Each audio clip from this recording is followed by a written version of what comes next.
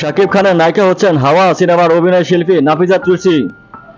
সম্প্রতি এমন কথা রটেছে মিডিয়া ফাড়ায়, আরও শোনা যাচ্ছে তাদের নিয়ে সিনেমা নির্মাণ করবেন প্রিয়তমা রাজকুমার প্রযোজক আরশাদ আদনান। শুধু তাই নয়, এটি দিয়ে নাকি পরিচালক হিসেবে নাম লেখাতে যাচ্ছেন ভার্সেটাইল মিডিয়ার এই প্রযোজক। তবে খবরটি সত্য নয় দাবি তুষির। তার ভাষ্য, আমি শাকিব খানের সঙ্গে জুটি বাঁধতে চলেছি, অথচ আমি নিজেই জানি না। খবরটি সত্য নয়, সূত্র ধরে একটি কিছু লিখলি আসলে কি ঠিক? আমার সঙ্গে শাকিব খান বা ভার্সেটাইল মিডিয়ার কারোর সঙ্গে যোগাযোগ হয়নি, কথা হয়নি। বক্তব্য না নিয়ে এমন খবর প্রকাশ করে ভেজা চটেছেন তিনি। বলেন, সূত্র ধরে হুট করে এমন গুঞ্জন ছড়ানোর কোনো মানে হয় না।